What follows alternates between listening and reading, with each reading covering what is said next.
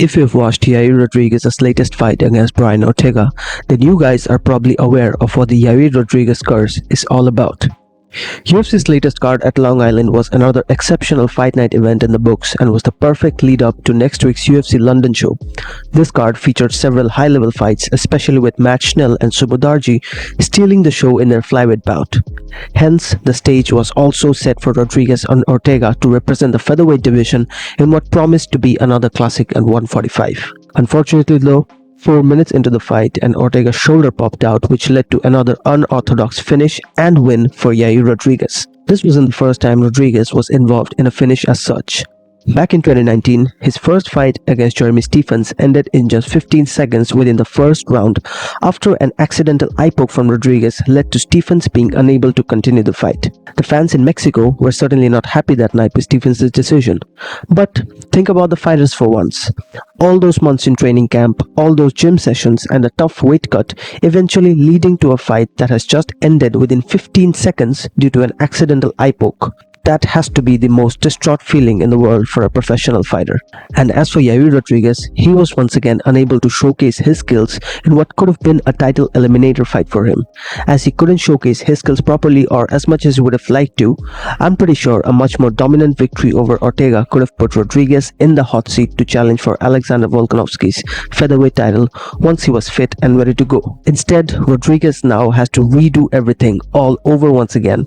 He would definitely like to stick to his word and challenge Ortega once again, this time hoping for a proper conclusion to a fight between the two, or he would have to get past Josh Emmett, who is on the back of a big win over Calvin Kattar, in order to fight for the championship. So if I'm Yair Rodriguez, I'm pretty sure that I wouldn't be feeling satisfied with this win, and I'm sure the guy himself isn't quite pleased with his latest win as well. You could pretty much tell that with his demeanor in his post-fight octagon interview. Now, getting down to the second part of this video, will Yair Rodriguez pose a threat to Alexander Volkanovski and his featherweight title reign?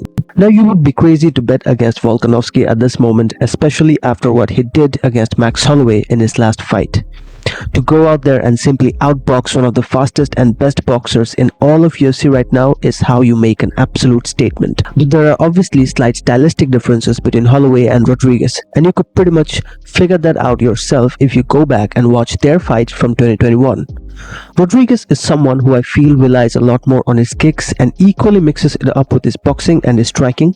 If you go back to that fight against Max, you could see how Rodriguez utilized his body kicks to sort of create an opening for himself, which allowed him to hit Holloway with a nice combination. So I do feel that the body kicks and the head kicks could play in favor of Yair, but considering the run Alexander Volkanovski is in at the moment, I fully expect him to block any sort of head kick and simply hit back with a strong jab, which has been so vital for him in his recent fights.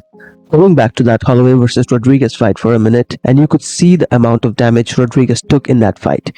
He tried to stay sharp with his head movements, but Holloway's combinations got the better of him in a lot of exchanges. So you could probably expect the same outcome if Yair simply decides to stand and trade with Volkanovski in the middle of the octagon. However, I would also like to see Yair test Volkanovski on the mat. There is no doubt that Rodriguez is way better on the ground compared to Max Holloway, and while Volkanovski has solid grappling, I personally would like to see what sort of damage Rodriguez could do to Volk with his jiu-jitsu. That is something that I'm really intrigued to see in a potential fight between the two men. But if I were to bet on this fight, I definitely wouldn't look past Alexander Volkanovski at this point. I mean, I don't think there are any featherweights on this planet who are capable of stopping this current version of Volk. Hence, I would absolutely love to see him fight in the lightweight division going forward and mix it up against the likes of Islam Makhachev and more importantly, former UFC lightweight champion Charles Oliveira. So, for a potential fight between Yair Rodriguez and Alexander Volkanovski, I do have Volk winning at the moment. Either it's going to be utter domination from Volk, or it's going to be something similar to him versus Brian Ortega from UFC 266. And with that being said, this is my entire take on the Yair Rodriguez situation. I don't think there was much we could possibly assess from that fight between him and Ortega, other than the fact that T-City was simply unlucky in that fight. Hope you guys enjoyed this video. I'll see you soon in the next one. Thanks for watching.